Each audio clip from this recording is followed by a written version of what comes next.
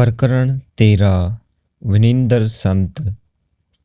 कृपया मुझे हिमालय में जाने की अनुमति दीजिए। मुझे लगता है कि वहाँ के अखंड एकांत में मैं ईश्वर से अनवरत तादात्म्य स्थापित कर सकूंगा। एक बार सचमुच मैंने अपने गुरु से ये कृतज्ञ शब्द कहे। कभी कभी साधक के मन में अप्रत्याशित रूप से उत्पन्न होने वाले भ्रम के जाल में मैं फंस गया था। कॉलेज की पढ़ाई और आश्रम के कर्तव्यों के प्रति दिन प्रतिदिन बढ़ती उदासीनता मुझे अधिकाधिक अधीर किए जा रही थी। इस कृतज्ञता के पातक को किंचित हल्का करने वाली बात यह थी कि मैंने यह प्रस्ताव तब रखा जब श्री युक्तेश्वर जी के साथ रहते हुए मुझे केवल 6 महीने ही हुए थे। अभी मैं उनकी गगन स्पर्शी उच्चता को पहचान नहीं पाया था। हिमालय में कई पहाड़ी लोग रहते हैं, उन्हें तो कोई ईश्वरानुभूति नहीं होती है। मेरे गुरु ने धीरे धीरे और सहज भाव से कहा, जड़ पर्वत की अपेक्षा किसी आत्मज्ञानी पुरुष से ज्ञान प्राप्त करना अधिक अच्छा है। गुरुदेव के इस संकेत की कि मेरे गुरु पर्वत नहीं बल्कि वे समय है, उपेक्षा कर मैंने पुनः अपनी प्रार्थना दोहराई। श्री युक्तेश्वर जी ने कोई उत्तर नहीं दिया। मैंने उनके मौन को स्वीकृति मान लिया। एक संदिग्ध परंतु मनोनुकूल निर्णय। उस दिन शाम को कोलकाता के अपने घर में मैं अपनी यात्रा की तैयारी करने में जुट गया। एक कंबल में कुछ सामान को बांधते समय मुझे इसी प्रकार से उस गठरी की सहसा याद आ गई जिसे मैंने कुछ वर्ष पूर्व चोरी चोरी अपनी अटारी की खिड़की से नीचे फेंका था। मन में यूं ही विचार आया कि कहीं यह भी एक अनिष्ट ग्रह योग युक्त हिमालय पलायन साबित न हो। पहली बार की यात्रा के समय मेरा आध्यात्मिक उत्साह उछाल पर था। आज अपने गुरु को छोड़कर जाने के विचार पर मेरा अंतर्मन मुझे धिक्कार रहा था। दूसरे दिन प्रातः मैं स्कॉटिश चर्च कॉलेज के अपने संस्कृत प्राध्यापक बिहारी पंडित के पास जा पहुंचा। सर लाहड़ी महाशय के महान शिष्य के साथ अपनी मित्रता के बारे में मुझे बताया था। कृपया मुझे उनका पता दीजिए। तुम्हारा आश्रय राजगोपाल मजूमदार से है। मैं उसे विनिंद्र संत कहता हूँ। वे सदा ही ब्रह्मानंद में निमग्न रहते हुए जागृत रहते हैं। उनका घर तारकेश्वर के निकट रणबाजपुर में है। मैंने उनका धन्यवाद किया और तुरंत तारकेश्वर के लिए ट्रेन पर सवार हो गया। इस विनिंद्र संत से हिमालय में एकांत में रत होने की अनुमति लेकर मैं अपने मन में उठ रही आशंका को शांत करना चाहता था। बिहारी पंडित ने मुझे बताया कि रामगोपाल को बंगाल की निर्जन गुफाओं में अनेक वर्षों तक क्रियायोग का अभ्यास करने के पश्चात आत्म साक्षात्कार हो गया था। तारकेश्वर में मैं वहां के सुविख्यात मंदिर की ओर चल पड़ा। हिंदू लोगों के मन में इस मंदिर के प्रति नितांत श्रद्धा भाव है, जैसे फ्रांस में स्थित लूर्ड के पवित्र स्थल के प्रति कैथोलिक ईसाइयों के मन में है। तारकेश्वर में रोग निवारण के असंख्य चमत्कार घटित हुए हैं, जिनमें से एक मेरे परिवार के एक सदस्य के साथ भी हुआ है। मैं मंदिर में पूरे 1 सप्ताह तक बैठी रही। मेरी सबसे बड़ी चाची ने मुझे बताया, पूर्ण उपवास करते हुए मैं तुम्हारे शारदा चाचा की एक जीर्ण रोग से मुक्ति के लिए प्रार्थना करती रही। 7वें दिन मेरी अंजलि में अपने आप एक बूटी प्रकट हो गई। मैंने उसका काढ़ा तैयार किया और तुम्हारे चाचा को पिला दिया। उनका रोग तत्क्षण गायब हो गया और फिर कभी प्रकट नहीं हुआ। मैंने तारकेश्वर के पवित्र मंदिर में प्रवेश किया। उस मंदिर में एक गोल पत्थर के अतिरिक्त और कुछ भी नहीं है। उसकी अनादि और अनंत परिधि अनंत ब्रह्मा का उचित प्रतीक है। भारत में एक अनपढ़ किसान भी निराकार ब्रह्मा की संकल्पना को समझता है। वस्तुतः पाश्चात्यों ने यदा कदा उस पर कल्पना जगत में जीने का आरोप लगाया है। मेरी अपनी मन स्थिति उस समय इतनी वैराग्यपूर्ण थी कि उस पत्थर के आगे नतमस्तक होने की मेरी इच्छा नहीं हुई। मुझे लगा कि ईश्वर को केवल अपनी आत्मा में ही ढूंढा जाना चाहिए। मैं वहां प्रणाम किए बिना मंदिर से बाहर आ गया और निकट ही स्थित रणबाजपुर की ओर दुर्गति से चल पड़ा। रास्ते में मिले एक व्यक्ति से जब मैंने रणबाजपुर का रास्ता पूछा तो वह दीर्घ चिंतन में डूब गया। आगे एक चौराहा आएगा, वहां दाहिने मुड़ जाओ और चलते रहो। उस प्रसन्न देवता की गहन भाव भंगिमा में अंततः उच्चारण किया। उसके दिशा निर्देश का पालन करते हुए मैं एक नहर के किनारे किनारे चलता गया। चलते चलते अंधेरा हो गया। जंगल में बसे गांव के बाहर का इलाका चमकते जुगनुओं और आसपास मंडराते सियारों की हुआ से सजीव हो उठा। चांद का प्रकाश इतना मंद था कि उसमें रास्ता दिखाई देना कठिन हो रहा था। 2 घंटे तक मैं ठोकरें खाता रहा।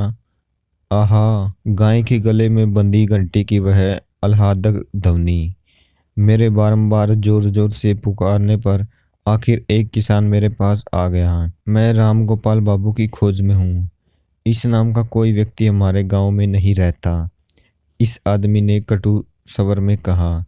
तुम शायद झूठ बोल रहे हो और कोई जासूस हो। उसके राजनीतिक आकांक्षाओं से व्यथित मन से संदेह दूर करने की आशा से मैंने हृदयस्पर्शी ढंग से अपनी राम कहानी उसे सुनाई। वह मुझे अपने घर ले गया और मेरी अच्छी आवभगत की। रणबाजपुर तो यहाँ से काफी दूर है, उसने कहा। चौराहे पर तुम्हें बाएं मुड़ना चाहिए था, दाहिने नहीं। खिन्न मन से मैं सोचने लगा, मुझे रास्ते में मिलकर दिशा निर्देश देने वाला वह पहला आदमी अनभिज्ञ पथिकों के लिए एक निश्चित अभिशाप था।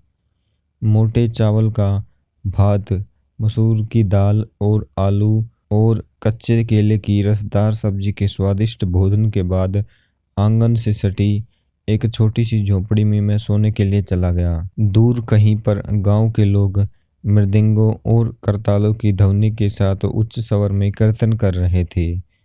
उस रात नींद आने का तो प्रश्न नहीं था। मैं एकांतवासी योगी रामगोपाल के पास पहुंच जाने के लिए गहरी प्रार्थना करता रहा। जैसे ही मेरी झोपड़ी के छिद्रों से उषा की पहली किरण अंदर आई, मैं रणबाजपुर के लिए निकल पड़ा। धान के उबड़ खाबड़ खेतों से कटे धीरे धीरे चलता जा रहा था। यदा कदा मिल जाने वाला कोई किसान मुझे पूछने पर एक ही उत्तर देता कि रणबाजपुर एक ही कोस दूर है। 6 घंटे में सूर्य ने क्षितिज से मध्य आकाश की अपनी यात्रा तय कर ली, परंतु मुझे अब लगने लगा था कि मैं रणबाजपुर से सदा के लिए एक कोस दूर ही रहूंगा। दोपहर भी आधी ढल गई थी, तब भी मेरा विश्व अंतहीन धान खेतों में ही सिमट कर रह गया था। आकाश से हो रही अग्निवर्षा से बचने का कोई उपाय नहीं था और उसकी दाहकता ने मुझे लगभग चक्कर खाकर गिर पड़ने की अवस्था तक पहुंचा दिया था। मैंने एक आदमी को आराम से टहलते हुए अपने पास आते देखा। अब मुझे उससे फिर वही प्रश्न पूछने का साहस भी नहीं हो रहा था कि कहीं फिर बस एक कोस का उत्तर न मिले। वह आदमी मेरे पास आकर रुक गया। नाटे कद और दुबले पतले शरीर का वह आदमी अपनी हृदयवेदी काली तेजस्वी आंखों के अतिरिक्त दिखने में पूर्णतः अप्रभावशाली था। मैं रणबाजपुर से जाने वाला था, परंतु तुम्हारा उद्देश्य अच्छा था, इसलिए मैंने तुम्हारी प्रतीक्षा की। मेरे विस्मित चेहरे के आगे उंगली नचाते हुए उसने आगे कहा, तुम बिना सूचित किए मुझ पर झपट पड़ने की चतुराई दिखाना चाहते थे न? उस प्राध्यापक बिहारी को कोई अधिकार नहीं था कि तुम्हें मेरा पता दे दे। इस सिद्ध को अपना परिचय देना अब केवल शब्दाडंबर ही होगा। यह सोचकर अपने ऐसे स्वागत पर कुछ दुखित अंतकरण से मैं अवाक खड़ा रहा। अचानक उन्होंने अगला प्रश्न किया, अच्छा बताओ तो, तुम्हारे विचार में भगवान कहाँ है? क्यों? वह मेरे भीतर और सर्वत्र है। निश्चय ही मेरी व्याकुलता मेरे चेहरे पर पूर्णतः प्रकट हो रही थी। सर्वव्यापी, हाँ वे दबदबी हंसी हंसे। तब क्यों युवक महोदय, तुमने कल तारकेश्वर मंदिर में परस्त्र प्रतीक में विद्यमान ब्रह्मा के आगे सिर नहीं झुकाया? तुम्हारे अभिमान के कारण ही उस पथिक द्वारा, जिसने दाहिने और बाहिने के सूक्ष्म भेदों की चिंता ही नहीं की, गलत दिशा निर्देश दिए जाने का दंड मिला। आज भी तुम्हें काफी मुसीबतें झेलनी पड़ी हैं।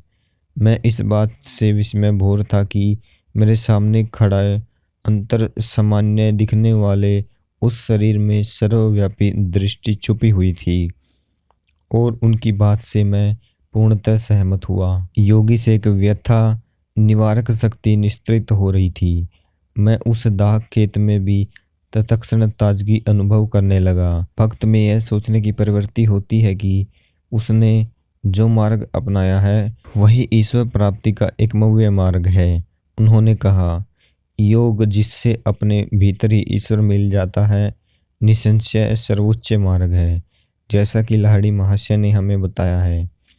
परंतु भीतर ईश्वर की प्राप्ति हो जाने पर हम शीघ्र ही बाहर भी उसकी अनुभूति करते हैं। तारकेश्वर तथा अन्य स्थानों के पवित्र मंदिरों के प्रति उन्हें आध्यात्मिक शक्ति के केंद्र मानकर जो श्रद्धाभाव लोगों में है वह बिल्कुल सही है। योगीवर की आलोचनात्मक वृत्ति अब अंतर्हीन हो गई। उनके नेत्र करुणार्द्रता से सनिध्य हो उठे। उन्होंने मेरा कंधा थपथपाया। छोटे योगी, मैं देख रहा हूं कि तुम अपने गुरु से दूर भाग रहे हो। उनके पास वह सब कुछ है जिसकी तुम्हें आवश्यकता है। तुम्हें उनके पास लौट जाना चाहिए। आगे उन्होंने कहा, पर्वत तुम्हारे गुरु नहीं बन सकते।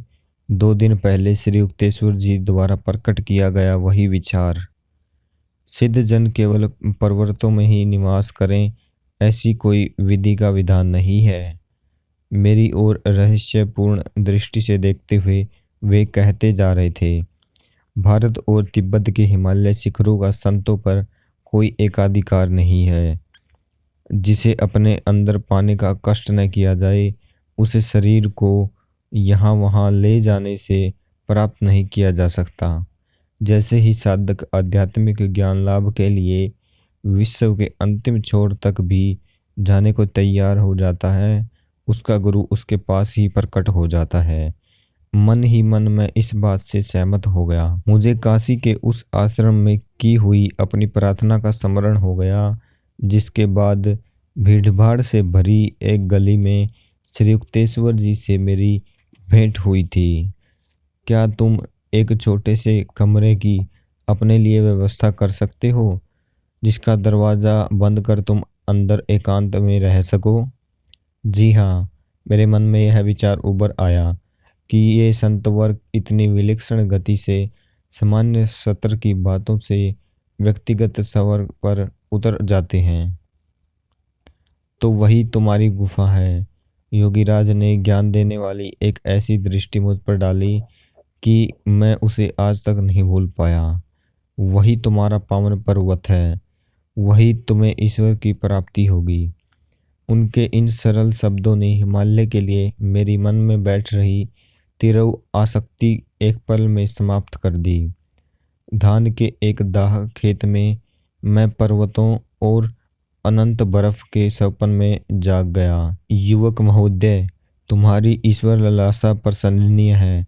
मैं तुम्हारे प्रति तिरव प्रेम अनुभव कर रहा हूँ।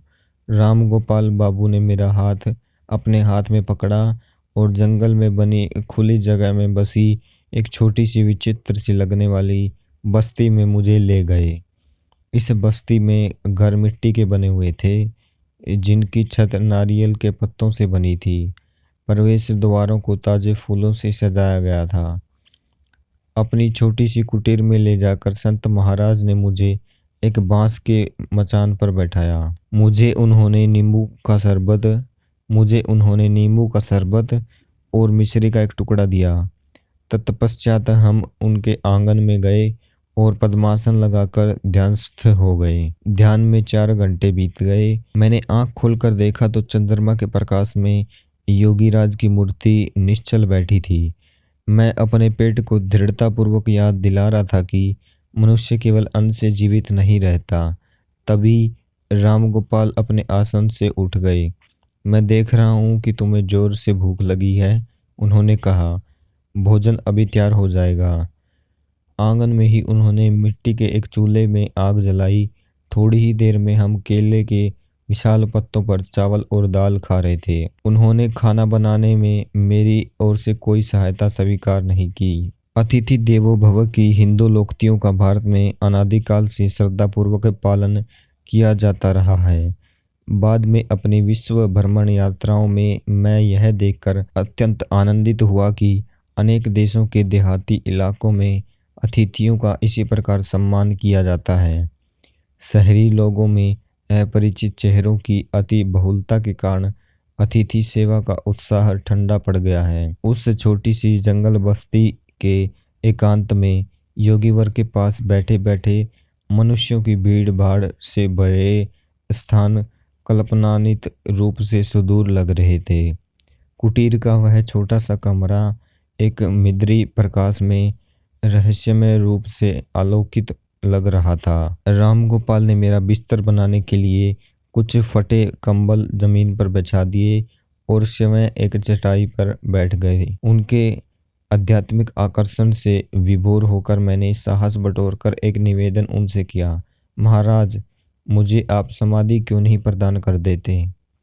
प्रिय वत्स, मैं खुशी से तुम्हें इस संपर्क कर देता, परंतु उनका अधिकार मुझे नहीं है। उन्होंने अर्धोन्मीलित नेत्रों से मेरी ओर देखा। शीघ्र ही तुम्हारे गुरुदेव तुम्हें वह अनुभव प्रदान कर देंगे।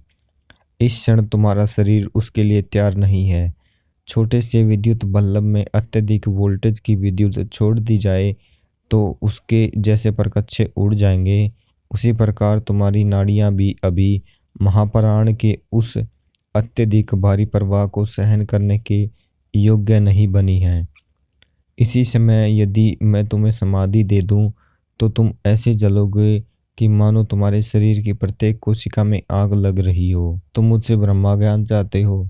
योगीवर सोच में डूबे हुए आगे कहते जा रहे थे। जबकि जितना नगण्य व्यक्ति मैं हूँ और जितनी अत्यल्प ध्यान धारणा मैंने की है, उससे मैं स्वयं को अचरज में हूँ कि क्या मैं भगवान को प्रसन्न करने में सफल हो पाया हूँ और उसकी दृष्टि में अंतिम मूल्यांकन के समय मेरा मूल्य क्या होगा। महाराज, क्या आप लंबे समय से अनन्य भाव से ईश्वर प्राप्ति का प्रयास नहीं करते आ रहे हैं? मैंने कुछ खास नहीं किया। बिहारी ने तुम्हें मेरे जीवन के विषय में अवश्य कुछ बताया होगा। 20 साल तक मैं एक निर्जन गुफा में प्रतिदिन 18 घंटे ध्यान करता था। फिर मैं उससे भी अधिक दुर्गम क्षेत्र में एक गुफा में जाकर 25 साल तक रहा। वहाँ मैं प्रतिदिन 20 घंटे योगिक ध्यान में लीन रहता था। मुझे निद्रा की आवश्यकता नहीं थी क्योंकि मैं सदा ईश्वर के साथ ही रहता था। निद्रा की साधारण अवचेतना अवस्था की आंशिक शांति से मेरे शरीर को जितना विश्राम मिलता, उससे कहीं अधिक समाधि की अधिचेतन अवस्था की पूर्ण शांति में मिलता था। निद्रावस्था में मांसपेशियों को विश्राम मिलता है, परंतु हृदय, फेफड़े और रक्त संचार प्रणाली निरंतर कार्यरत रहती है। उन्हें कोई विश्राम नहीं मिलता। अधिचेतन अवस्था में सभी आंतरिक अवयव भी महाप्राण की शक्ति से आवेशित होकर निष्क्रिय जीवांतता की अवस्था में स्थिर रहते हैं।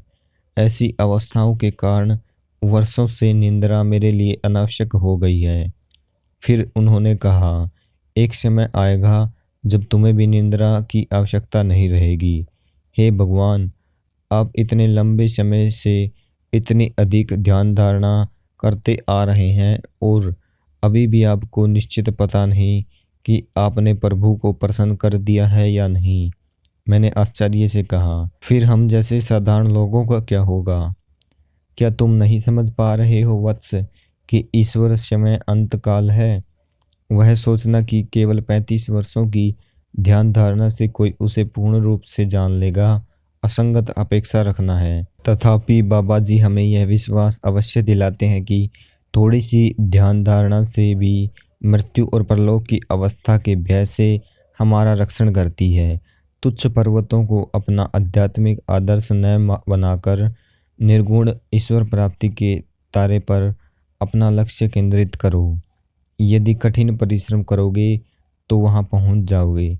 इस संभावना से रोमांचित होकर मैंने उनसे कुछ और ज्ञानोपदेश करने की याचना की। उन्होंने लाहिड़ी महाशय के गुरु बाबाजी के साथ अपनी प्रथम भेंट की अद्भुत कहानी सुनाई। लगभग मध्य रात्रि होने पर राम गोपाल मौन हो गए और मैं कमलों पर लेट गया। जब मैंने आंखें बंद की तो मुझे बिजलियां कौंधती दिखाई देने लगी। मेरे अंदर का विशाल अंतराल जैसे पिघलते हुए प्रकाश से भर गया। मैंने आंखें खोली तो वहां चुंदिया देने वाला प्रकाश दिखाई दे रहा था। वह कुटीर उस अनंत महाकाश का एक छोटा सा हिस्सा बन गई थी जिसे मैं अपनी अंतर्दृष्टि में देख रहा था। तभी योगीराज ने कहा, तुम सोते क्यों नहीं? महाराज, मैं कैसे सो सकता हूँ जब मेरे चारों ओर बिजलियां कौंध रही हो, चाहे मेरी आंखें बंद हो या खुली।